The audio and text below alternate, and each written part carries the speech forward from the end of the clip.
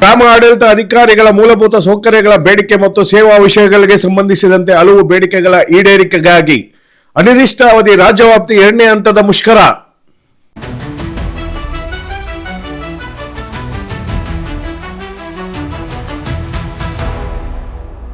ಮುಳಬಾಗಿಲು ತಾಲೂಕು ಕಚೇರಿಯ ಆವರಣದಲ್ಲಿ ಗ್ರಾಮಾಡಳಿತ ಅಧಿಕಾರಿಗಳ 3ನೇ ದಿನದ ಮುಷ್ಕರ.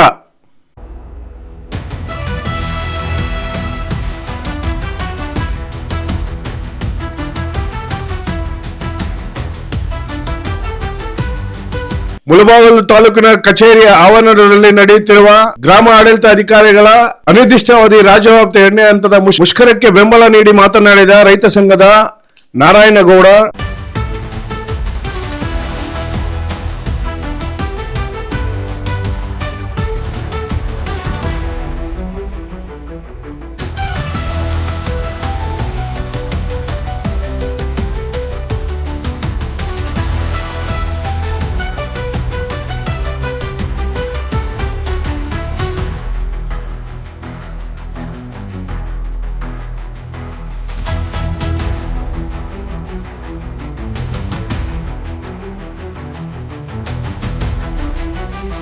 ವಿವಿಧ ನ್ಯಾಯಯುತ ಬೇಡಿಕೆಗಳನ್ನು ಈಡೇರಿಸುವಂತೆ ಈ ಹಿಂದೆಯೂ ಸಹ ಗ್ರಾಮ ಆಡಳಿತಾಧಿಕಾರಿಗಳು ಮುಷ್ಕರವನ್ನು ಮಾಡಿದರು.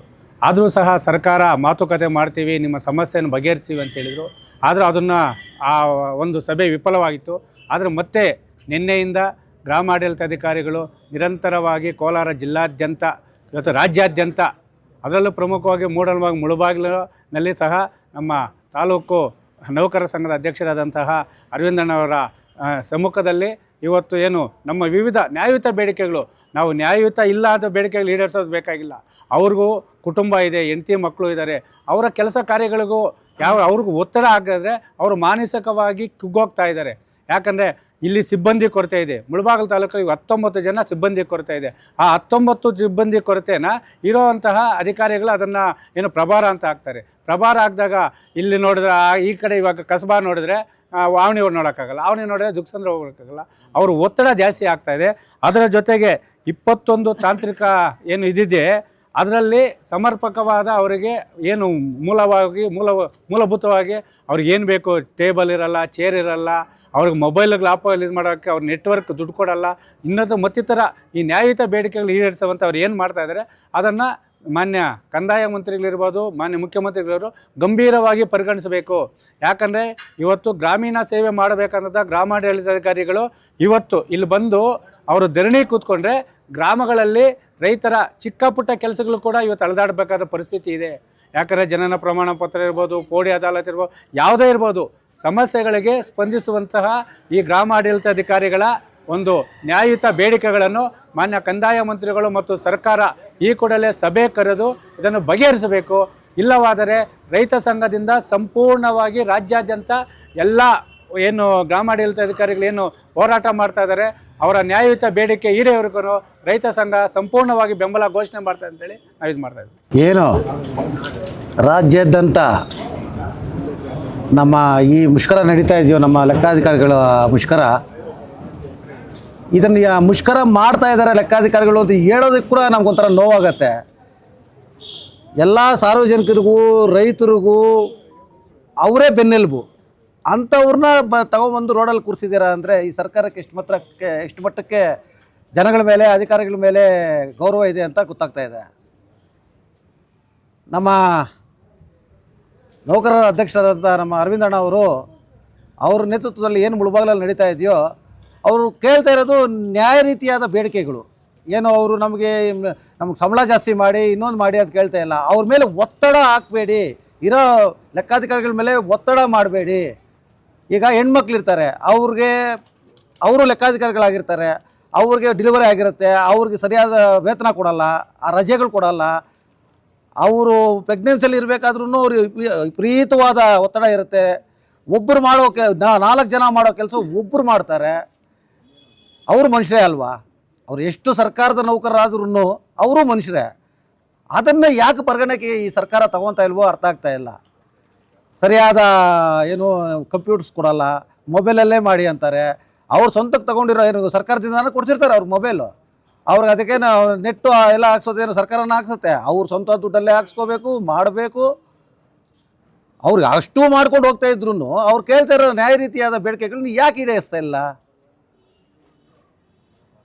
ಸರ್ಕಾರ ನೌಕರರಿಗೆ ಈ ಪರಿಸ್ಥಿತಿ ಅಂದರೆ ಸಾರ್ವಜನಿಕರಿಗೆ, ರೈತರಿಗೆ ಇನ್ನೆಷ್ಟು ಮಾತ್ರ ಈ ಸರ್ಕಾರ ಹೊಂದ್ಕೊಂಡು ಹೋಗುತ್ತಂತ ಅರ್ಥ ಆಗ್ತಾ ಇಲ್ಲ. ಈ ಒಂದು ಮುಷ್ಕರ ಏನು ನಡೀತಾ ಇದೆಯೋ, ಲೆಕ್ಕಾಧಿಕಾರಿಗಳ ಮುಷ್ಕರ ಏನು ನಡೀತಾ ಇದೆಯೋ, ಇದರಿಂದ ಸುಮಾರು ರೈತರು ಪರದಾಡ್ತಾ ಇದ್ದಾರೆ. ಒಂದು ಡೆತ್ ಸರ್ಟಿಫಿಕೇಟ್ ತೊಗೊಳೋಕ್ಕೆ, ಒಂದು ಜನನದ ಪತ್ರ ತೊಗೊಳೋದಕ್ಕೆ, ಅಥವಾ ಅದಾಲತ್ತು ಒಂದು ಸೈನ್ ಮಾಡಿಸ್ಕೊಳೋದಕ್ಕೆ ಪರದಾಡ್ತಾ ಇದ್ದಾರೆ. ಈಗ ನೋವು ತಿಂತಾ ಇರೋದು ಮುಷ್ಕರದಲ್ಲಿ ಕುತ್ಕೊಂಡಿರೋರ್ಗಿನ್ನ ಹೆಚ್ಚಾಗಿ ರೈತರು ಇವ್ರಿಗೋಸ್ಕರ ಓಡಾಡ್ತಾ ಇದ್ದಾರಲ್ಲ, ಅವ್ರು ನೋವು ತಿಂತಾ ಇದ್ದಾರೆ. ಅವ್ರನ್ನ ಪರಿಗಣನೆಗೆ ತಗೊಂಡು ಇವ್ರು ಕೇಳ್ತಾ ಇರೋ ನ್ಯಾಯ ರೀತಿಯಾದ ಬೇಡಿಕೆಗಳು ಏನಿದೆಯೋ ಅದು ಕೂಡಲೇ ನಮ್ಮ ಕಂದಾಯ ಸಚಿವರಾದಂಥ ಕೃಷ್ಣ ಬೈರೇಗೌಡರಾಗಲಿ, ನಮ್ಮ ಮಾನ್ಯ ಮುಖ್ಯಮಂತ್ರಿಗಳಾಗಲಿ ಇದನ್ನು ಕೂಡಲೇ ಕೈ ಎತ್ಕೊಂಡು ಕೂತು ಮಾತಾಡಿ ಇವ್ರದ್ದು ಬೇಡಿಕೆಗಳು ಈಡೇರಿಸದೇ ಇದ್ದರೆ ಮುಂದಿನ ದಿನಗಳಲ್ಲಿ ಕರ್ನಾಟಕ ರಾಜ್ಯ ರೈತ ಸಂಘ ಹಸಿರು ಸೇನೆ ರಾಜ್ಯಾದ್ಯಂತ ಸಂಪೂರ್ಣವಾದ ಬೆಂಬಲ ಕೊಟ್ಟು ರಾತ್ರಿ ಹಗಲು ಅನಿರ್ದಿಷ್ಟ ಅವಧಿ ಧರಣಿಗೆ ಕೂರಕ್ಕೆ ನಾವು ಸಿದ್ಧವಾಗಿದ್ದೀವಿ. ರಾಜ್ಯಾದ್ಯಂತ ಇವತ್ತಿನ ದಿನ ಗ್ರಾಮ ಆಡಳಿತಾಧಿಕಾರಿಗಳು 2ನೇ ಹಂತದ ಅನಿರ್ದಿಷ್ಟಾವಧಿ ಮುಷ್ಕರವನ್ನು ಹಮ್ಮಿಕೊಂಡಿದ್ದೀವಿ. ಇವತ್ತಿನ ದಿನ 3ನೇ ದಿನಕ್ಕೆ ಕಾಲಿಟ್ಟಿದ್ದೀವಿ. ಈಗಾಗಲೇ ಕಳೆದ ವರ್ಷ ಸೆಪ್ಟೆಂಬರ್ 26ರಂದು ನಾವು ಸುಮಾರು 8 ದಿನಗಳ ಕಾಲ ಮುಷ್ಕರವನ್ನು ಹಮ್ಮಿಕೊಂಡಿದ್ವಿ. ಆಗಿನ ಸರ್ಕಾರದ ಕಂದಾಯ ಪ್ರಧಾನ ಕಾರ್ಯದರ್ಶಿಗಳು ಕರೆದು ನಿಮ್ಮ ಸಮಸ್ಯೆಗಳು, ಬೇಡಿಕೆಗೆ ಏನಿದೆ ಅದನ್ನು ಹಂತ ಹಂತವಾಗಿ ಬಗೆಹರಿಸ್ತೀವಿ ಅಂತೇಳಿ ಮಾತು ಕೊಟ್ಟಿದ್ದರು. ಈವರೆಗೂ ಸರ್ಕಾರ ಸಕಾರಾತ್ಮಕವಾಗಿ ಸ್ಪಂದಿಸಿರೋದ್ರಿಂದ ಆದ್ದರಿಂದ ನಾವು ಮುಷ್ಕರವನ್ನು ಹಮ್ಮಿಕೊಂಡಿದ್ದೀವಿ. ನಾವು ಏನು ಸರ್ಕಾರದ ಮುಂದೆ ಬಹುದೊಡ್ಡ ಬೇಡಿಕೆಗಳೇನು ಇಟ್ಟಿಲ್ಲ. ಬೇಸ್ ಲೆವೆಲಲ್ಲಿ ಕೆಲಸ ಮಾಡ್ತಕ್ಕಂಥವ್ರು ಬೇಸಿಕ್ ರಿಕ್ವೈರ್ಮೆಂಟ್ಸ್ ಕೇಳ್ತಾ ಇದ್ದೀವಿ ಅಷ್ಟೇ. ಇನ್ನೇನು ದೊಡ್ಡ ಸಮಸ್ಯೆಗಳು ಕೇಳ್ತಾ ಇಲ್ಲ ನಾವು. ಅದೇ ರೀತಿಯಾಗಿ ನಮ್ಮನ್ನು ಒತ್ತಡ ಮುಕ್ತ ಕೆಲಸ ತೊಗೊಳ್ಳಿ ನಮ್ಮ ಹತ್ರ ನೀವು ಅಂತ ಹೇಳ್ತಾ ಇದ್ದೀವಿ. ಅದು ಬಿಟ್ಟು ನಮಗೇನಂದರೆ ಒಂದು 26 ಕೆಲಸ ಹೇಳ್ತಾರೆ ಒಂದೊಂದು ಸಲ. ಒಂದೇನು ಅಂತ ಆಧಾರ್ ಸೀಡಿಂಗ್ ಅಂತಾರೆ, ಲ್ಯಾಂಡ್ ಬೀಟ್ ಅಂತಾರೆ, ಬೋಕ್ರೋಕಮ್ ಅಂತಾರೆ, 1 to 5 ಅಂತಾರೆ. ಇವೆಲ್ಲ ಮಾಡಬೇಕಾದ್ರೆ ನಮ್ಗೆ ಬೇಸಿಕ್ ರಿಕ್ವೈರ್ಮೆಂಟ್ಸ್ ಏನಿದೆ, ಬೆಳೆ ಸಮೀಕ್ಷೆ ಅಂತ ಹೇಳ್ತಾರೆ, ಈ ಬೇಸಿಕ್ಸ್ ರಿಕ್ವೈರ್ಮೆಂಟ್ ತೀರಿಸಿದ್ರೆ ನಾವು ಕೆಲಸ ಮಾಡೋಕ್ಕೆ ರೆಡಿ ಇದ್ದೀವಿ ಅಂತ ಹೇಳ್ತಾ ಇದ್ದೀವಿ. ಈ ಸರ್ಕಾರ ಇದಕ್ಕೆ ನಮಗೆ ಸಕಾರಾತ್ಮಕವಾಗಿ ಸ್ಪಂದಿಸೋವರೆಗೂ ನಾವು ಈ ಮುಷ್ಕರವನ್ನು ಮುಂದೂಡ್ತೀವಿ, ಹಂಗೆ ಕಂಟಿನ್ಯೂ ಮಾಡ್ತೀವಿ ಅಂತ ಹೇಳೋಕ್ಕೆ ಇಷ್ಟಪಡ್ತೀವಿ. ಈ ದಿನ ನಮ್ಮ ಗ್ರಾಮ ಆಡಳಿತ ಅಧಿಕಾರಿಗಳು 2ನೇ ಹಂತದಲ್ಲಿ ಮುಷ್ಕರ ಏನು ಹಮ್ಮಿಕೊಂಡಿದ್ದೇವೆ. ಈಗಾಗಲೇ 4 ತಿಂಗಳ ಹಿಂದೆ ಮೊದಲನೇ ಹಂತದಲ್ಲಿ ಮುಷ್ಕರ ರಾಜ್ಯಾದ್ಯಂತ ಹಮ್ಮಿಕೊಂಡಿದ್ದು, ನಮ್ಮ ಸರ್ಕಾರ, ಈಗಿನ ಸರ್ಕಾರ ನಮ್ಮ ಬೇಡಿಕೆಗಳು ಈಡೇರಿಸ್ತೇವೆ ಅಂತ ಒಂದು ಭರವಸೆ ನೀಡಿದ್ದರು. ಆ ಭರವಸೆಗಳು ಯಾವುದೇ ಸಕಾರಾತ್ಮಕವಾಗಿ ನೀಡಿರುವುದಿಲ್ಲ. ಆದ್ದರಿಂದ 2ನೇ ಹಂತದಲ್ಲಿ 3ನೇ ದಿನ ಇವತ್ತು ಮುಷ್ಕರವನ್ನು ಹಮ್ಮಿಕೊಂಡಿದ್ದೇವೆ. ಆದ್ದರಿಂದ ಈ ನಮ್ಮ ಬೇಸಿಕ್ ನೀಡ್ಸ್ ಏನು, ಮೊಬೈಲು, ಲ್ಯಾಪ್ಟಾಪ್ಸು ಹಾಗೂ ನಮ್ಮ ಆಫೀಸ್ ರೂಮ್ಸು, ಈಗ ನಮ್ಮ ರಾಜ್ಯದಲ್ಲಿ 60% ಹೆಣ್ಮಕ್ಕಳು ಗ್ರಾಮ ಆಡಳಿತ ಅಧಿಕಾರಿಗಳಿದ್ದು ಅವರಿಗೆ ಯಾವುದೇ ಆಫೀಸ್ ರೂಮ್ಸು ಯಾವುದೂ ಇರೋದಿಲ್ಲ. ಆದ್ದರಿಂದ ನಾವು 23 ಬೇಸಿಕ್ ನೀಡ್ಸ್ ಕೇಳಿದ್ದೇವೆ. ಆ ನೀಡ್ಸನ್ನು ಆದಷ್ಟು ಬೇಗ ನಮ್ಮ ಬೇಸಿಕ್ ನೀಡ್ಸ್ ನೀಡಬೇಕೆಂದು ಸರ್ಕಾರಕ್ಕೆ ಒತ್ತಡ ನೀಡಿ ಈ ಮುಷ್ಕರವನ್ನು ಹಮ್ಮಿಕೊಂಡಿದ್ದೇವೆ. ನಮಸ್ಕಾರ. ಈ ದಿನ ನಾವೇನು ಕರ್ನಾಟಕ ರಾಜ್ಯಾದ್ಯಂತ ಗ್ರಾಮ ಆಡಳಿತಾಧಿಕಾರಿಗಳು 2ನೇ ಹಂತದ ಅನಿರ್ದಿಷ್ಟಾವಧಿ ಮುಷ್ಕರ ಕೈಗೊಂಡಿದ್ದೀವಿ. ಈ ಹಿಂದೆ ನಾವು 26/9/2024ರಿಂದ 3/10/2024ರವರೆಗೆ ಮೊದಲನೇ ಹಂತದಲ್ಲಿ ಮುಷ್ಕರ ಮಾಡ್ತೀವಿ. ಇದರ ಫಲವಾಗಿ ಮಾನ್ಯ ಸರ್ಕಾರ ಪ್ರಧಾನ ಕಾರ್ಯದರ್ಶಿಗಳು 3ನೇ ತಾರೀಕು ನಮ್ಮ ರಾಜ್ಯಾಧ್ಯಕ್ಷರನ್ನ ಕರೆಸಿ ಸಭೆ ನಡೆಸ್ತಾರೆ. ಈ ನಮ್ಮ ಏನು ಬೇಡಿಕೆಗಳು ನಾವು ಇಟ್ಟಿದ್ದೀವಿ, ಈ ಎಲ್ಲ ಬೇಡಿಕೆಗಳನ್ನ ಈಡೇರಿಸ್ತೀವಿ ಅನ್ನೋಂಥ ಭರವಸೆ ನೀಡ್ತಾರೆ. ಆದರೆ ಸುಮಾರು 4 ತಿಂಗಳು ಕಳೀತಾ ಇದೆ. ನಮ್ಮ ಸರ್ಕಾರದ ಮಾನ್ಯ ಪ್ರಧಾನ ಕಾರ್ಯದರ್ಶಿಗಳು ಏನು ನಮ್ಮ ಭರವಸೆ ನೀಡಿದ್ರು, ಯಾವುದೇ ಭರವಸೆ ಇದುವರೆಗೂ ಈಡೇರಲಿಲ್ಲ. ನಮ್ಮ ಪರವಾಗಿ ನಾವು ಇಟ್ಟಂತಹ ನ್ಯಾಯಯುತವಾದ ಬೇಡಿಕೆಗಳನ್ನ ಈಡೇರಿಸುವ ಪರವಾಗಿ ಇದುವರೆಗೂ ಯಾವುದೇ ಒಂದು ಆದೇಶವನ್ನು ನಾವು ಪಡೆಯಲಿಲ್ಲ. ಆದ ಕಾರಣ ನಮ್ಮ ರಾಜ್ಯ ಸಂಘ ದಿನಾಂಕ 10/2/2025ರಿಂದ ಮತ್ತೆ 2ನೇ ಅವಧಿ ಅನಿರ್ದಿಷ್ಟಾವಧಿ ಮುಷ್ಕರ ಮಾಡಬೇಕು ಅಂತ ತೀರ್ಮಾನ ಮಾಡಿದ ಸಲುವಾಗಿ ಈ ದಿನ ನಾವು ತಾಲೂಕು ಮಟ್ಟದಲ್ಲಿ ತಾಲೂಕು ಕಚೇರಿ ಎದುರುಗಡೆ ಅನಿರ್ದಿಷ್ಟಾವಧಿ ಮುಷ್ಕರವನ್ನು ಹಮ್ಮಿಕೊಂಡಿದ್ದೇವೆ.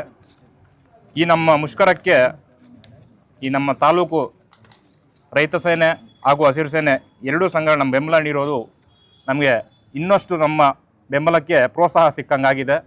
ಇವರು ನಮ್ಮ ಬೆಂಬಲ ನೀಡಿರೋದಕ್ಕೆ ಇವರಿಗೆ ಹೃತ್ಪೂರ್ವಕ ಧನ್ಯವಾದಗಳನ್ನು ತಿಳಿಸ್ತಾ ಇದ್ದೀನಿ. ಮೊದಲನೇದಾಗಿ ನಾವು ಏನೀಗ ಬೇಡಿಕೆಗಳನ್ನ ಇಟ್ಟಿದ್ದೀವಿ, ಇದು ನಾವು ಕೇಳ್ತಿರೋ ಬೇಡಿಕೆಗಳು ನ್ಯಾಯಯುತವಾಗಿದೆ.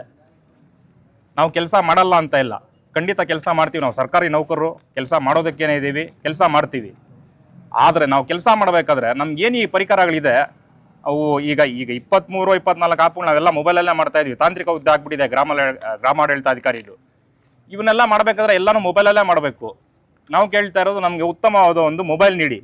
ಖಂಡಿತ ನಾವು ಸರ್ಕಾರ ಕೆಲಸ ಮಾಡೋಕ್ಕೆ ಇದ್ದೀವಿ, ಕೆಲಸ ಮಾಡ್ತೀವಿ, ಮಾಡಲ್ಲ ಅಂತ ಇಲ್ಲ, ಮಾಡ್ತೀವಿ. ಇದಕ್ಕೊಂದು ಕಾಲಾವಕಾಶ ಕೊಡಿ. ಸುಮಾರಷ್ಟು ಕೆಲಸಗಳೀಗ ನಮ್ಮ ಮೇಲೆ ಒತ್ತಡ ಏರಿ ಮಾಡ್ತಾ ಇದ್ದೀರಾ, ಕೆಲಸ ಮಾಡ್ತೀವಿ ನಾವು, ನಮಗೆ ಒಂದು ಕಾಲಾವಕಾಶ ಕೊಡಿ. ಉತ್ತಮವಾದ ಗುಣಮಟ್ಟದ ಕೆಲಸ ಮಾಡೋದಕ್ಕೆ ನಮಗೂ ಒಂದು ಈ ಭಯಭೀತಿ ನಿರ್ಮಾಣ ಆಗದಿರಾ, ಒತ್ತಡ ಇಲ್ದಿರಾ ವಾತಾವರಣ ಸೃಷ್ಟಿ ಮಾಡಿ ಒಳ್ಳೆ ಕೆಲಸ ಮಾಡೋಕ್ಕೆ ನಮ್ಗೆ ಅವಕಾಶ ಮಾಡಿಕೊಡ್ಬೇಕಾಗಿ ನಾವು ಈ ಮುಷ್ಕರದಲ್ಲಿ ಕೇಳ್ತಾ ಇದ್ದೀವಿ. ಈಗಲೂ ಏನಾದರೂ ನಮ್ಮ ಈ ಮುಷ್ಕರ ಇದುವರೆಗೂ ಯಾವುದೇ ಅಧಿಕಾರಿಗಳು ಬಂದು ನಮ್ಮ ಇದಕ್ಕೆ ಸ್ಪಂದಿಸಿಲ್ಲ. ಇನ್ನು ಉಗ್ರ ಹೋರಾಟ ಇನ್ನು ಮಾಡಬೇಕಾಗುತ್ತೆ ಅಂತ ತಮ್ಮ ಮೂಲಕ ಸರ್ಕಾರಕ್ಕೆ ತಿಳಿಸ್ಕೊಡ್ತಾ ಇದ್ದೀವಿ. ಕಿರಣ ಯೂಟ್ಯೂಬ್ ಚಾನಲ್ ಅನ್ನು ತಪ್ಪದೇ ಸಬ್ಸ್ಕ್ರೈಬ್ ಮಾಡಿ.